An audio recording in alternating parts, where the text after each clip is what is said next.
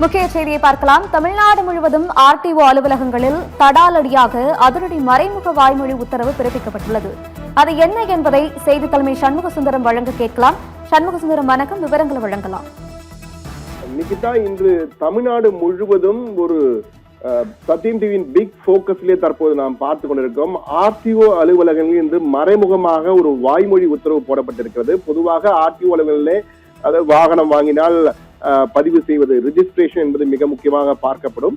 ஆனால் இந்த ரிஜிஸ்ட்ரேஷன்ல ஒரு மிகப்பெரிய ஊழல் தொடர்ந்து பலகாலமாக நடைபெற்றுக் கொண்டிருக்கிறது. இரு சக்கர வாகனங்கள், 3 சக்கர வாகனங்கள், 4 சக்கர வாகனங்கள், வணிக வாகனங்கள், தனியார் வாகனங்கள் என்ற வகையில் தனித்தனியாக பதிவுகள் நடைபெறும். இதிலே இன்று மட்டும் மற்ற வாகனங்களுக்கான பதிவு எல்லாம் நடைபெற்றிருக்கிறது. ஆட்டோ 3 சக்கர வாகனங்கள் ஆட்டோவுக்கு மட்டும் இன்று தமிழ்நாட்டில் உள்ள பெரும்பாலான ஆர்டிஓக்களே நடைபெறவில்லை. அதாவது தமிழ்நாட்டிலே 145 ஆர்டிஓ அலுவலகங்கள் இருக்கின்றன.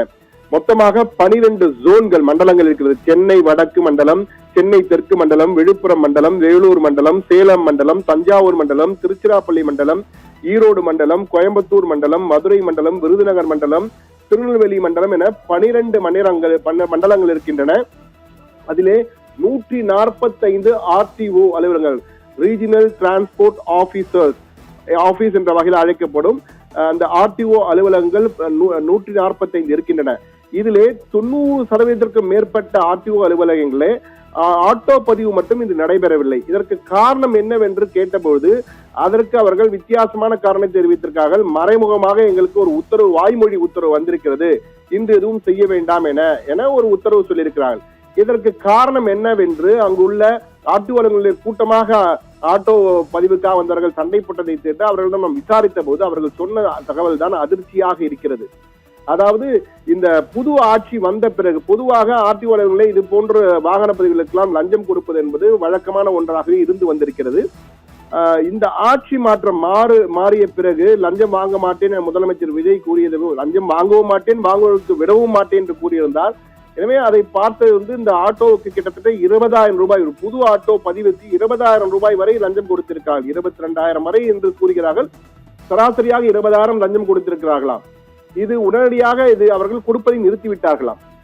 ஆனால் மற்ற வாகனங்களுக்கு எல்லாம் கொடுப்பது தொடர்ந்து நடந்து கொண்டிருக்கிறது. ஆட்டோ பதிவுகளுக்கான லஞ்சம் மட்டும் கொடுக்காமல் இருந்திருக்கிறார்கள். ஆனால் தற்போது திடீரென இந்த நிறுத்தப்பட்டிருக்கிறது. இதற்கு காரணம் என்னவென்றால் மேலிடத்திலிருந்து நிறுத்த சொல்லியிருக்கிறார்கள் என்ற வகையிலே பொதுவான ஒரு கருத்து மட்டும் சொல்லியிருக்கிறார்கள். அந்த உத்தரவை எங்களுக்கு எழுத்துப்பூர்வமாக கொடுங்கள் என்றாலும் கொடுக்கவில்லை.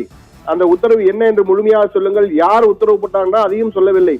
செய்கிறோம், நிறுத்த சொல்லியிருக்காங்க, நாளை பார்க்கலாம் என்ற வகையிலே தள்ளி போட்டிருக்காக தவிர காரணத்தை கடைசி வரை சொல்லாமல் இருந்திருக்கிறார்கள். கிட்டத்தட்ட 90% ஆர்டிஓ, ஒரு சில ஆர்டிஓக்கள் மட்டும் இந்த பெரும் ஆட்டோ டீலர்கள் இருப்பார்களா, அவர்கள் கடுமையாக சண்டை போட்ட பிறகு ஒரு சில ஆர்டிஓக்களில் மட்டும் இந்த பதிவு நடந்திருக்கிறது, ஆட்டோ வாகனங்களுக்கு பதிவு நடந்திருக்கிறது. ஆனால் பெரும்பாலான ஆர்டிஓ அலுவலர்களே 3 சக்கர வாகன ஆட்டோவுகளுக்கு பதிவுகள் நடைபெறவில்லை என்ற அதிர்ச்சி தகவல் கிடைத்திருக்கிறது. காரணம் லஞ்ச லாவண்யம் தான்.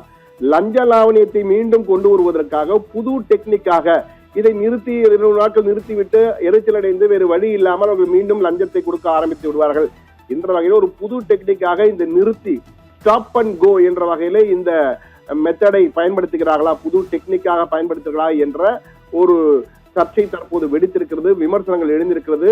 ஆட்டோ பதிவுக்காக வந்த பலரும் அந்த கேள்வியை தற்போது எழுப்பியிருக்கிறார்கள். இது எப்படி நடக்கிறது, ஏன் இப்படி நடக்கிறது என்ற வகையில கேள்வியை எழுப்பியிருக்கிறார்கள். ஆனால் என்ன நடக்கப் போகிறது என்பதை பொறுத்திருந்தான் பார்க்க வேண்டும். இது தொடர்பாக நாம் போக்குவரத்துறை அமைச்சர் உள்ளிட்ட போக்குவரத்துறையில் உள்ள பல அதிகாரிகளை தொடர்பு கொண்ட போது விரைவில் பேசுகிறோம் என தெரிவித்தார்கள். இன்னும் நமக்கு உறுதியான தகவல் எதுவும் கிடைக்கவில்லை. எனவே தற்போதைக்கு ஆட்டோ பதிவுக்காக லஞ்சம் வாங்குவதற்காக திட்டமிட்டு ஆட்டோ பதிவுகளை நிறுத்திவிட்டார்கள் என்ற வகையிலான தகவல் தான் பெரும் விமர்சனமாக, பெரும் கேள்வியாக பாதிக்கப்பட்டவர்களால் முன்வைக்கப்படுகிறது. நிச்சயமாக முதலமைச்சர் ஜோசப் விஜய் தலைமையிலான அரசு இதற்கு பதில் கூறும், உடனடி நடவடிக்கை எடுக்கும் என்று எதிர்பார்க்கப்படுகிறது. நிகிதா.